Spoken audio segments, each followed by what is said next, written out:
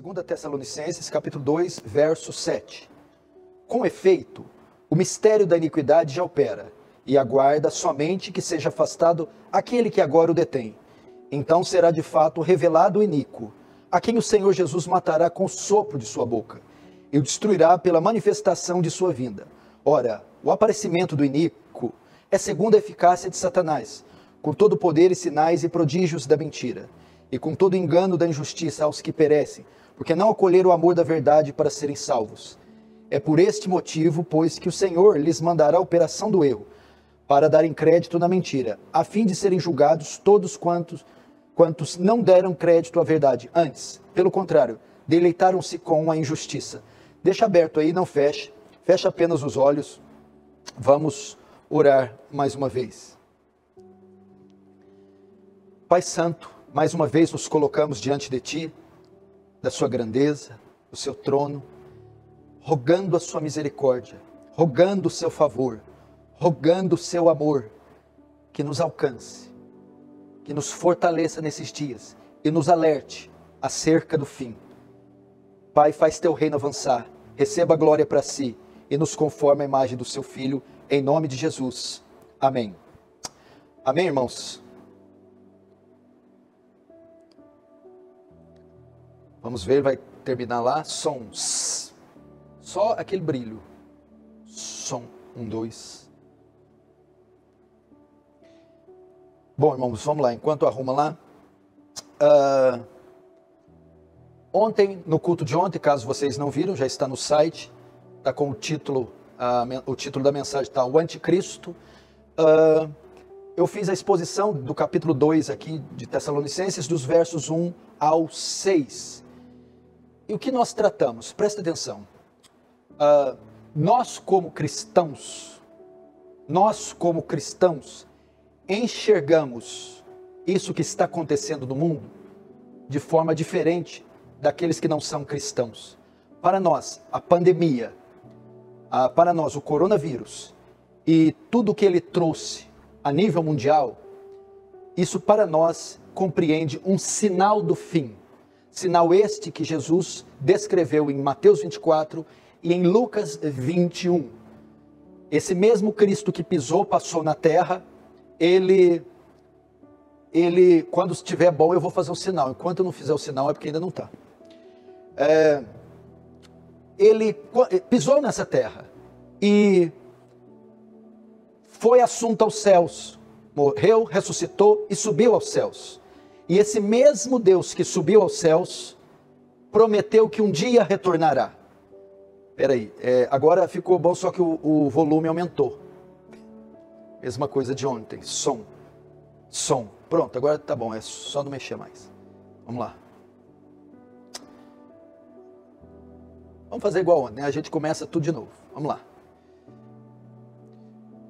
Irmãos, nós como cristãos, nós não enxergamos a pandemia como as demais pessoas.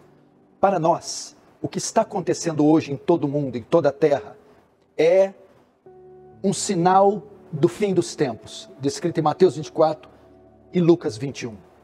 Então, quando nós olhamos para o que está acontecendo, invariavelmente somos levados a olhar para as profecias. Porque Jesus disse que antes da sua volta, haveria alguns sinais na natureza, na política, economia, na religião, e haveria sinais também no mundo natural, sinais como pestes, epidemias. Jesus disse que quando víssemos epidemias assolando o mundo, era para ficarmos alertas, que isso era uma evidência poderosa do final dos tempos. Então a pergunta que todos nós estamos fazendo, essa epidemia, essa pandemia do coronavírus, é um sinal do fim? Devemos estar alertas por estar vendo tudo isso? Jesus está próximo de voltar.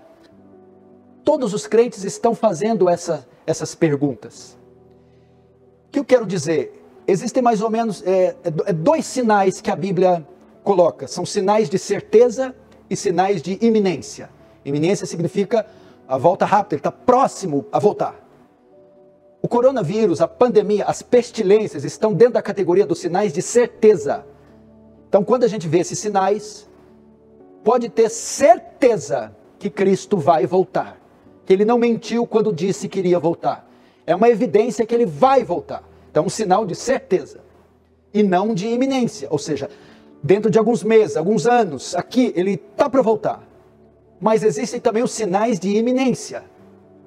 E talvez o maior deles é a vinda do anticristo. É um sinal palpável, visível. Por quê? Porque Paulo está tratando com os tessalonicenses que estavam com dúvidas acerca da volta de Jesus. Alguns, enganados por falsos mestres, pensavam que Cristo já tinha voltado ali no primeiro século. Paulo vai corrigir esse erro escrevendo, dizendo, não, a vinda de Jesus não será, isso não acontecerá sem que antes venha.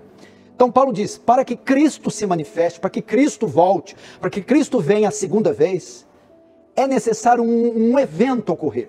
A vinda de alguém primeiro. E esse alguém é o anticristo. Então Paulo diz que quando o anticristo viesse, se levantasse, tomasse o poder, então saberíamos que Jesus estava próximo de voltar. Esse é um sinal iminente. A volta então estaria bem próxima. Então, a vinda, a ascensão do anticristo, talvez seja o maior sinal da volta de Jesus. Esse que estamos passando é um grande sinal? É um grande sinal. É um poderoso sinal? É um poderoso sinal que mostra que as profecias estão em andamento e que tudo que Jesus profetizou está acontecendo.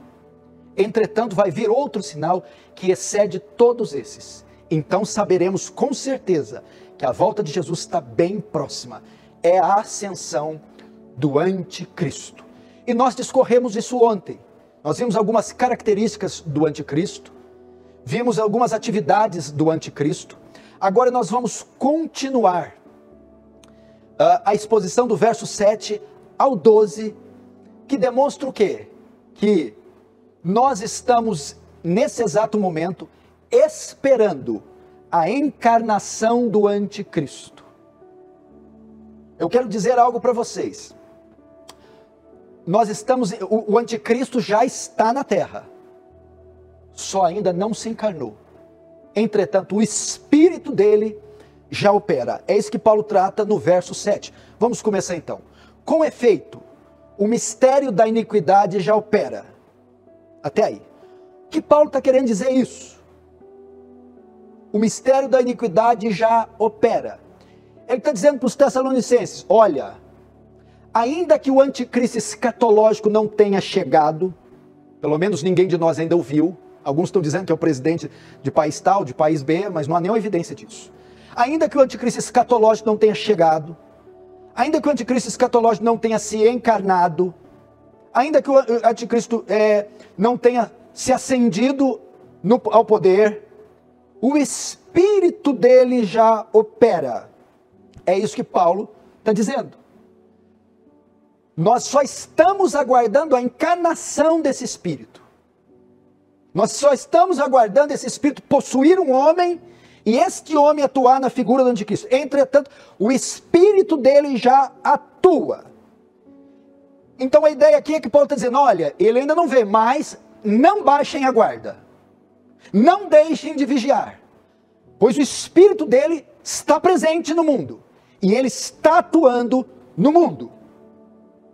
O que quer dizer espírito da iniquidade? É o espírito da injustiça, o espírito da maldade, o espírito de Satanás. No verso 3 fala do homem da iniquidade. Aqui no 7 diz, o homem da iniquidade ainda não veio, no 3. Mas no 7, o espírito da iniquidade já veio. O homem que possuirá o diabo ainda não veio, mas o diabo já veio. Então ele diz que o espírito do anticristo já está operando, atuando, trabalhando. E onde ele opera? Onde esse espírito do erro, do engano, o espírito da anomia, da rebelião à lei, da falta de lei, trabalha? Ele opera nas instituições. Ele opera através das leis. Ele opera na sociedade, na cultura, no entretenimento e através de pessoas. Você pode ver o espírito de Satanás, o espírito do diabo, o espírito do anticristo já atuando nas instituições. nas leis que são promovidas.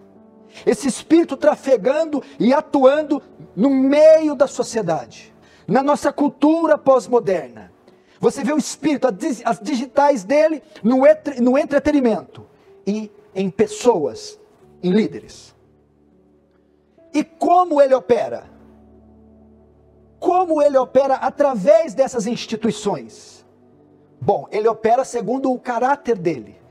Se ele é um anticristo, é contra Cristo, se opõe a Cristo, se é o mesmo espírito que estará no anticristo, que se levanta e se opõe contra tudo que é de Deus, esse espírito opera através das instituições com a finalidade de destruir os valores cristãos. Ele opera contra Cristo, contra os cristãos, contra o culto, contra a mensagem de Cristo, contra o Evangelho. É assim que ele opera, destruindo essa instituição divina cristã, que é a família, fragmentando ela, dominando ela, destruindo o casamento hétero de um homem com uma mulher, que é uma criação divina, cristã, promovendo perseguição religiosa contra a igreja, trazendo discriminação, preconceito. Você já vê isso hoje, instituições, você já vê leis, você já vê a cultura e entretenimento promovendo a destruição da família, promovendo a destruição do casamento hétero, promovendo perseguição religiosa, tolindo os direitos da igreja, perseguindo a mensagem de Cristo, o Evangelho, perseguindo o cristão. Você já vê isso. E é o espírito do anticristo que está por trás disso, operando hoje, aqui e agora, no nosso mundo.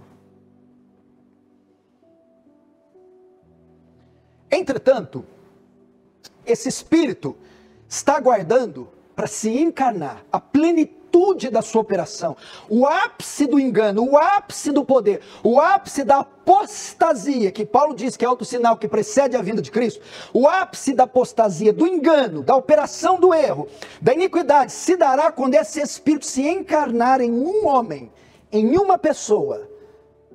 Essa pessoa é o anticristo que foi citado no verso 3 e 4.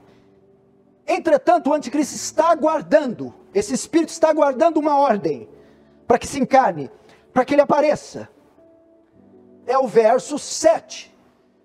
Com efeito, o ministério da iniquidade opera e aguarda somente que seja afastado aquele que agora o detém. Existe algo impedindo que o anticristo se manifeste. O texto diz que existe algo impedindo o anticristo de aparecer, de se manifestar. O texto diz que o anticristo só vai aparecer, ele só virá quando este algo que o impede, que o detém, que o barra, que o bloqueia, for arrancado. Existe uma barreira, um bloqueio que impede o anticristo de se manifestar. E ele só vai se manifestar, aparecer, quando esse bloqueio, essa barreira for tirada.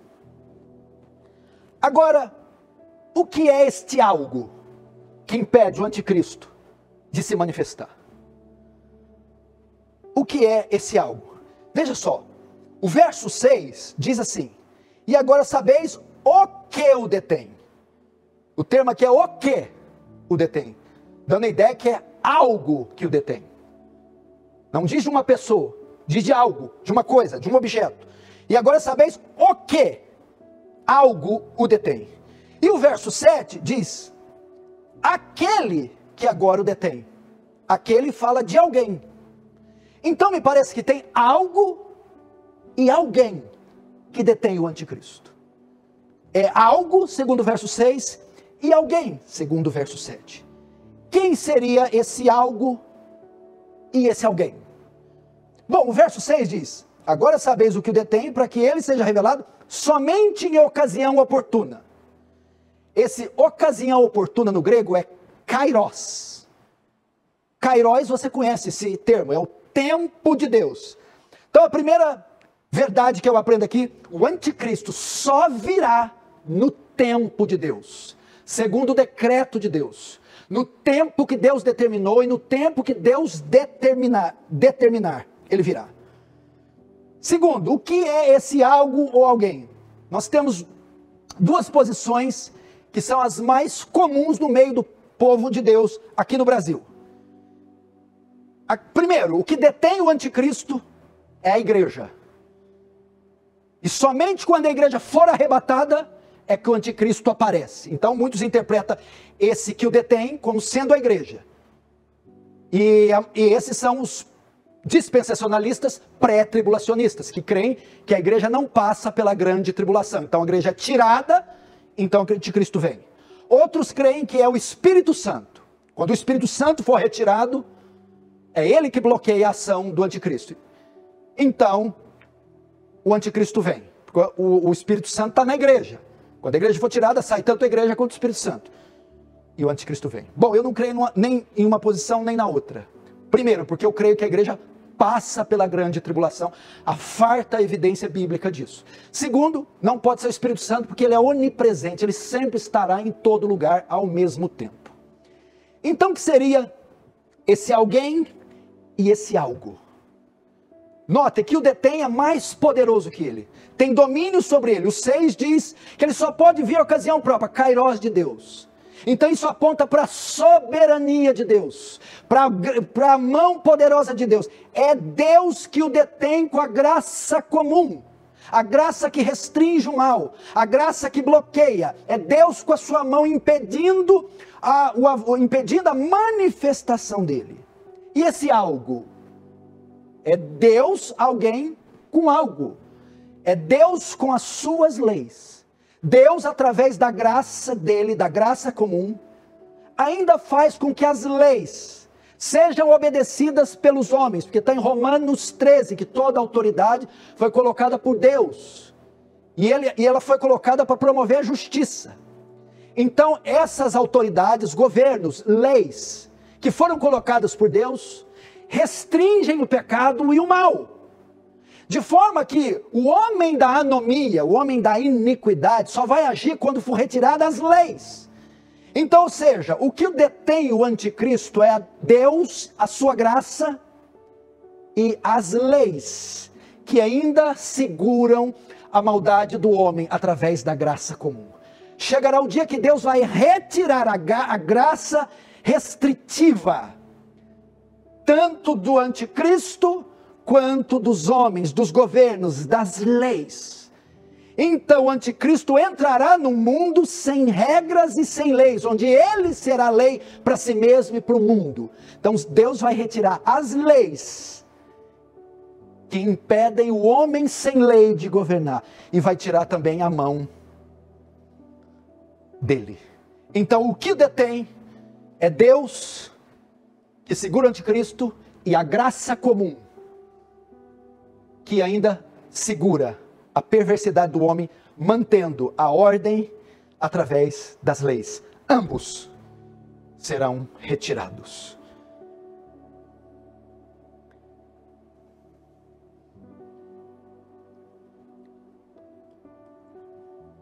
Agora nós vamos ver a origem do poder do anticristo. Qual é a origem do seu poder? Com que forças este homem vai atuar? Com que poder ele vai atuar? Vamos ver a origem do poder do anticristo. Está no verso 9 e 10. Ora, o aparecimento do iníquo é segundo a eficácia de Satanás, com todo o poder e sinais e prodígios da mentira, e com todo engano de injustiça aos que perecem, porque não acolheram o amor da verdade para serem salvos. Até aí. O verso 9 diz: ora, o aparecimento do iníquo, a ascensão, a vinda de Satanás, é segundo a eficácia de Satanás. Ou seja, este homem, este indivíduo, o anticristo, virá no poder do diabo, no poder de Satanás. Ele será investido do poder de Satanás, do poder do diabo.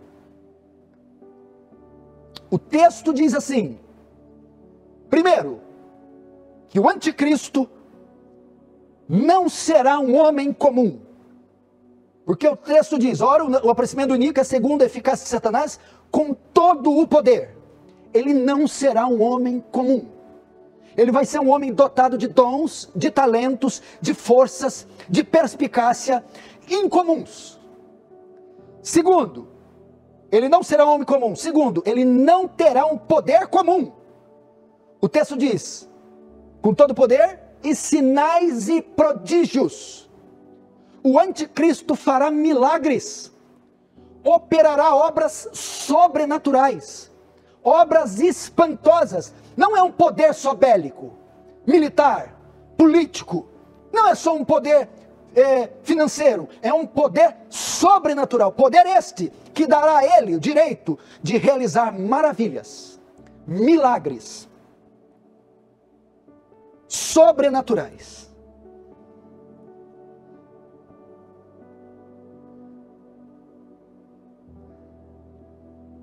Com o fim de desviar a atenção de Deus, a atenção lançada a Deus para si mesmo. E isso é repetido em Apocalipse 13, verso 2 e 4, veja só. E deu-lhe o dragão o seu poder, e o seu trono, e grande autoridade. Aqui está falando o que? João, em Apocalipse 13, está dizendo do dragão, Satanás, e a besta, o anticristo. O dragão deu à besta, o diabo, Satanás, deu ao anticristo o seu poder, o seu trono e grande autoridade. E o verso 4 diz, e adoraram o dragão, porque deu a sua autoridade à besta. Satanás deu autoridade, deu poder ao anticristo. Essa é a origem do poder dele. Eu resumiria esse tópico assim, o anticristo será controlado pelo diabo. O anticristo será controlado e atuará no poder, pelo poder de Satanás. Agora, qual o propósito desse poder? Para que serve esse poder? Para que o diabo dará esse poder ao anticristo, investirá ele de poder sobre-humano para operar sinais? Para quê? O texto diz ali, verso 9. Ora, o aparecimento do iníquo é segundo a eficácia de Satanás, com todo poder, sinais e prodígios da mentira, e com todo engano de injustiça. Quando fala poder da mentira e com todo engano, não significa que os milagres do anticristo serão falsos, mentirosos. Não é isso que o texto quer dizer. Ele vai operar sinais falsos, não. Milagres falsos, não. Ele operará milagres verdadeiros. Ele terá poder verdadeiro. Paulo está falando do propósito do poder. Segundo a eficácia de Satanás, com todo poder, sinais e prodígios da mentira. O propósito do diabo dar a ele esse poder é para que ele, através desse poder, com esse poder, propague a mentira, propague o engano. A finalidade dos milagres é enganar. A finalidade dos prodígios é mentir, é promover o erro, é promover o engano e afastar esses homens ludibriados pelos milagres de Deus, da palavra de Deus, através da mentira. Pensa bem, vem aqui comigo, irmãos. Num tempo que tanta gente corre atrás de milagre, só quer saber de milagre, se espanta com milagre, se assusta com milagre, fica boquiaberto, só quer milagre, não quer pregação, não quer ensino, não quer santificação, não quer amadurecer, não quer promover o culto no lar, pagar contas em dia, vencer o pecado, não, mas quer milagre, milagre, milagre, milagre. Será que não será uma presa fácil para o anticristo? Que cheio do poder, da eficácia de Satanás, operará milagres, mas com o fim de perverter a verdade, de enganar, de promover a mentira. E você vê tanto milagroeiro hoje, tanto milagre curandeirismo, para todos os lados. Será que isso não é promovido por Satanás? Algumas pessoas, irmãos, querem me acusar de não crer em milagres. É claro que eu creio em milagres. Os milagres são para hoje. Eu mesmo já tive experiências de orar por pessoas e ser curadas. Eu creio em milagres, sim. Agora, o que eu não creio é no milagre pago, é no milagre cobrado, é no milagre de R$1.000, R$5.000, R$10.000. É no culto de milagre, milagre com hora marcada, milagre por atacado, milagre que custa um alto preço. Não! O milagre é operado pela soberania de Deus, quando Ele quer, do modo que Ele quer, para promover o seu próprio nome, o seu próprio reino. É assim que acontece o milagre. Nesse tipo de milagre, você pode continuar crendo até o último dia da sua vida. A origem do seu poder vem do diabo. O propósito desse poder é enganar. Enganar. Agora, o grupo de pessoas que vai ser enganado, a classe de pessoas, quem será enganado pelo anticristo nessa época? Quem será ludibriado com esses sinais, por esses sinais? Quem são o alvo, os alvos do anticristo, e cairão no laço, no engano, com esses sinais? O verso 10 diz: com todo engano de injustiça aos que perecem, porque não acolheram o amor da verdade para serem salvos. Quem é esse? Aos que perecem e os que não acolheram o amor da verdade para serem salvos. Ele está falando aqui daqueles que durante toda a sua vida rejeitaram o Evangelho, rejeitaram a Deus, rejeitaram a lei de Deus, que rejeitaram a verdade. Paulo está se referindo aos ímpios. Satanás vai enganar os ímpios, os que não querem compromisso com Deus, com a lei de Deus. Esses serão todos levados pelo anticristo. Mas olha só, ímpios não são só aqueles que estão fora da igreja. Aqui também entra as virgens nécias, o joio, os falsos cristãos, os crentes nominais, as falsas religiões, meu irmão, a igreja falsa, aqueles que não acolheram a verdade, não acolheram o amor da verdade, aqueles que perecem nos pecados, aqueles que ocupam as cadeiras farisaicamente.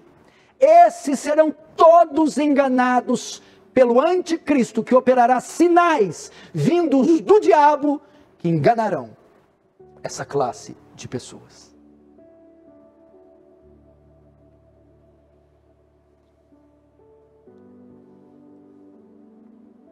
Enganarão. Quanta gente não vai ser enganada? A Bíblia diz que surgirão muitos falsos profetas que enganarão a muitos. Se os falsos profetas genericamente enganarão a muitos, imagina o último falso profeta, o falso dos falsos, o último, o poderoso. Quanta gente não vai ser ludibriada? Agora, isso ocorrerá por permissão de Deus e por decreto de Deus. Verso 11. É por esse motivo. Que motivo? É por esse motivo que Deus lhes manda a operação do erro. Que motivo? Por não acolher o amor da verdade, por não receberem o Evangelho, por blasfemarem a Deus, por rejeitarem a Deus, por mentirem, por viverem no adultério, na fornicação, na mentira, nas seitas, nas heresias, por se endurecerem contra Deus, rejeitarem a palavra de Deus. Verso 11, é por esse motivo que Deus lhes mandará a operação do erro, para darem crédito na mentira. A consequência, meu irmão, de rejeitar a verdade, Deus os endurecerá. E não haverá graça que restringirá o mal deles, e serão abocanhados pelo anticristo. Enviar a operação do erro é Deus endurecê-los, Deus cegá-los, Deus impedir que enxerguem e vejam a verdade. Então não terão nenhuma dificuldade de adorar o anticristo, de servi-lo. Não terão nenhuma dificuldade, não conseguirão discerni-lo, porque Deus enviará cegueira sobre eles. E por que enviará? Porque rejeitaram o Filho, o Evangelho verdadeiro, porque tendo comichão no ouvido não querem a sã doutrina, querem amontoar doutores, segundo a sua concupiscência. E por Deus enviar a operação do erro, endurecer o coração, por essa razão, darão crédito à mentira. Para darem crédito à mentira, serão enganados.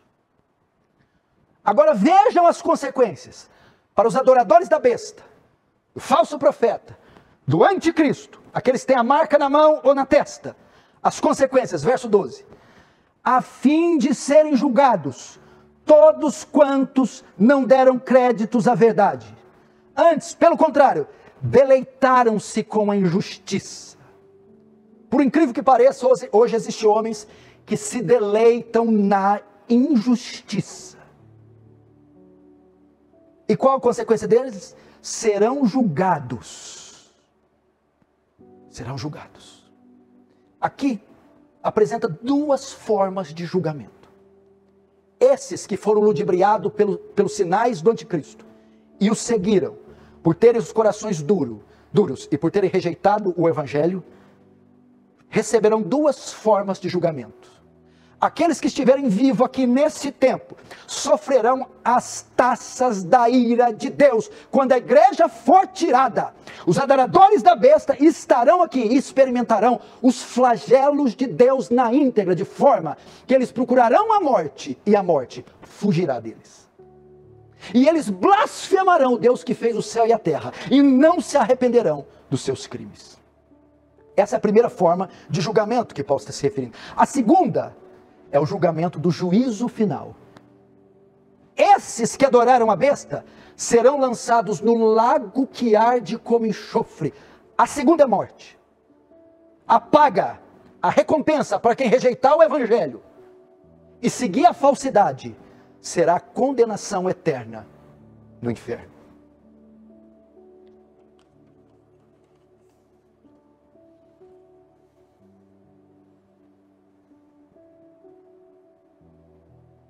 Amém? Agora, e o anticristo? Qual será o fim dele? Uma vez que os seus adoradores serão condenados, receberão juízo, como termina o ministério do anticristo? A passagem do anticristo na terra. Como ele acabará? Qual será o seu final? Verso 8. Então, será de fato revelado o iníquo, a quem o Senhor Jesus, no final da grande tribulação, matará com o sopro da sua boca, e o destruirá pela manifestação de sua vinda. Acontecerá que na última metade da última semana de Daniel, a primeira metade, já estamos na última semana de Daniel, na primeira metade. A primeira metade é destinada à igreja, ao avanço do reino, ao milênio que não é literal. Cristo já governa no trono, não em Jerusalém, mas o trono de Davi nos céus. Então vem a segunda metade da última semana. O fim do fim é destinado ao anticristo. Deus tira o que detém e ele vem. Entra no poder, arroga para si adoração, se diz Cristo e Senhor, promovendo a falsa religião, um falso culto, um culto a si próprio. Enquanto isso, a igreja estará aqui e será perseguida, martirizada, haverá igrejas subterrâneas. E então esse período é chamado Grande Tribulação. No fim da Grande Tribulação, Jesus Cristo volta para arrebatar sua igreja, no mesmo momento que retorna. Volta e arrebatamento é um ato único, se dá simultaneamente e no fim da Grande Tribulação, para buscar a igreja. É nesse tempo que quando Cristo volta, retira a sua igreja e despeja as taças da ira nesse mundo, sobre a besta, o falso profeta, o anticristo, e todos que estão com a marca na mão e na testa. É nesse momento que o anticristo será destruído pelo nosso Senhor Jesus. Notem, não haverá um grande conflito, como a batalha de Armagedon em Meguido, lá em Israel. Isso não vai existir, uma batalha física de anjo com demônio, anticristo com Jesus, espada, coroa e um desviando a faca, e papapá, guerra, bomba, não. A Bíblia diz que ele vai destruir o anticristo com sopro da sua boca. O que significa? Fala de instantaneidade. Será no estalar de dedos, ele não vai fazer força, ele não vai nem se encontrar com o anticristo, cara. Vai apenas despedaçá-lo instantaneamente. Segundo, o termo figurado, sopro, fala de facilmente. Você destrói o que com o sopro? Uma formiga, uma mosca, uma partícula de poeira. O anticristo com as suas tropas, suas forças, suas hostes malignas, só com o bafejar de Cristo, com facilidade singular, instantaneidade peculiar, será desfeito. E o termo matará e destruirá não é aniquilação. Ele derrotará o anticristo, suas forças, e o jogará no lago que arde como enxofre. a mesma sentença que é dada aos seus súditos, aos seus seguidores, aos ímpios, falsos crentes, será dada ao pai deles, ao líder deles, ao chefe deles. O anticristo será jogado no lago de fogo, conforme Apocalipse 19, verso 10. O diabo, o sedutor deles, foi lançado para dentro do lago de fogo e enxofre, onde já se encontram não só a besta, como também o falso profeta, e serão atormentados de dia e de noite, pelos séculos dos séculos. Assim termina a trajetória do anticristo. Será esmagado pelo Senhor. Veja que fim trágico, meu irmão. Aqueles que estão vivendo na orgia hoje, na bebedeira, enfurnado em drogas, envolvido em crimes, que estão abarrotando motéis, no adultério, que estão vivendo em práticas sexuais contrárias à palavra de Deus, que estão no roubo, no furto, no crime organizado. Aqueles que estão adorando falsos deuses, falsos cristos, falsos senhores, enchendo igrejas, que hoje são a manifestação das seitas e das heresias, que não adoram o Cristo verdadeiro, mas um Deus que criaram com o ventre, o Deus da felicidade, da alegria, o Deus da riqueza, o Deus do hedonismo, desse mundo. Olha o fim que eles terão. Serão condenados pelos séculos dos séculos, para todo sempre. Último. E a igreja? E o povo de Deus? Como fica nessa história? E quanto a mim? E quanto a você? O que será feito de nós? Verso 13, vamos ver. Entretanto, Paulo está fazendo um discurso pesado, denso, de juízo e condenação sobre a besta, sobre o anticristo, sobre seus adoradores. Aí no 13, entretanto, não obstante, porém, devemos sempre dar graças a Deus. Devemos, ele está falando de quem? Eu, Paulo, vocês, Tessalonicenses, a igreja do Senhor Jesus, os salvos. Entretanto, nós devemos sempre dar graças a Deus por vós, irmãos amados, pelo Senhor, porque Deus vos escolheu, olha a doutrina da eleição aqui, desde o princípio, separou, selecionou, para quê? Para a salvação, pela santificação do Espírito e a fé na verdade, para o que também vos chamou mediante o nosso Evangelho, para alcançardes a glória do nosso Senhor Jesus Cristo. Que Paulo está dizendo aqui? Entretanto, estes males não sobrevirão a nós. Nós jamais aceitaremos a marca da besta, porque já fomos marcados com o Espírito Santo, selados, transformados. Jamais o adoraremos, jamais faremos parte do seu reino, do seu governo, e não seremos por ele enganados, nem por sinal, nem por prodígio, vindo de homem ou de Satanás, porque já temos a salvação. E o que nos espera não é o lago de fogo, onde já está a besta, e o falso, onde já está a besta e o falso profeta, onde estarão a besta e o falso profeta, mas nós recebemos a salvação e alcançaremos a glória do nosso Senhor, novos céus e nova terra. Quanto a você, não se preocupe, você não será enganado, não será persuadido. O que espera você é a bem-aventurança eterna nos céus. O que espera você é contemplar a glória de Cristo nos céus, pois Ele te escolheu para a salvação. Não temas. Agora, duas considerações finais e nós terminamos. Irmãos, tudo indica que o cenário está sendo montado para esses dias. Agora nós tivemos um grande sinal, o princípio das dores. Quando a mulher está grávida e ela sente uma contração, não é o sinal que ela vai ganhar o bebê naquela hora, mas é uma certeza que ela vai ganhar a pandemia, o coronavírus. Entretanto, para o anticristo vir no poder, o terreno tem que ser preparado. O terreno se chama apostasia. Parece que está sendo tudo montado. A corrupção do gênero humano, a degradação da igreja, o abandono da verdade para crer na mentira, está indo numa escala e numa velocidade gigantesca. Esse dia está chegando. Cônscio disso, o que você deve fazer? Primeiro, duas coisas você deve fazer. Olhar para você e olhar para o teu próximo. Primeiro para você, como está a sua vida? Diante de tudo o que está acontecendo, você ainda tem aqueles pensamentos materialistas, fúteis, triviais. Você ainda é uma mulher rixosa, ignorante. Você ainda está escondendo pecados ocultos. Você ainda não tem o menor prazer na lei de Deus, nas escrituras, nos cultos, na presença de Deus. Você ainda é um crente nominal. Paulo diz, examine-se a si mesmo. Você é de fato crente, de fato nasceu de novo, de fato tem o Espírito Santo, está pronto para passar esses dias. Como é que eu faço para saber se eu sou salvo? Onde está o teu tesouro, aí está o teu coração. E onde eu sei onde está o meu tesouro? Onde estão teus olhos. Onde estão teus olhos, é onde está o teu tesouro. E onde está o teu tesouro, é onde está o teu coração. Onde estão postos teus olhos? Suas inclinações, seus anseios, nessa vida, em dinheiro, sexo, prazer, beleza, fama, status.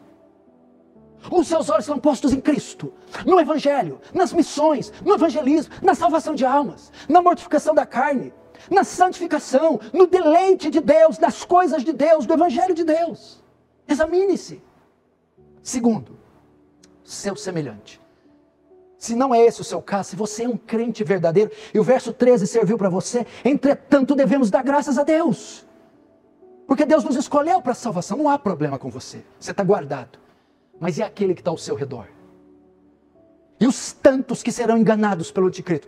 E os tantos que verão sinais, os prodígios de mentira, de engano, e serão ludibriados, massas e massas inteiras enganadas, esperando após isso a condenação eterna. Vá alertar elas. Abra este livro e pregue a elas. Ensine o caminho da salvação. Diga que elas correm perigo, que tudo está acontecendo é o cronômetro, é o relógio disparando, apontando para o fim. Porque a Bíblia diz que um sinal também iminente é, e este evangelho será pregado em todo o mundo, para testemunho das nações. Então virá o fim. Em suma, conhecê-lo e fazê-lo conhecido. Vertical e horizontal. Irmãos, o cerco está se fechando. Jesus está voltando. Vigiai, para que possais estar de pé diante do Filho de Deus naquele dia. Amém? Vamos fechar os olhos, curvar nossa cabeça. Querido Jesus, tem misericórdia de nós, ó Pai. Que tempos estamos vivendo. Agora nos dá graça para atravessar tudo isso, confiando no Senhor e na sua obra consumada na cruz do Calvário. Se há alguém entre nós que não é de Jesus, que não nasceu de novo, só se esconde através da religião, constrange esse homem, essa mulher, esse jovem, a se arrepender dos seus pecados e crer no teu Filho, morte e ressurreição. Regenera esses homens, salva-os desses pecados, para que tenham a vida eterna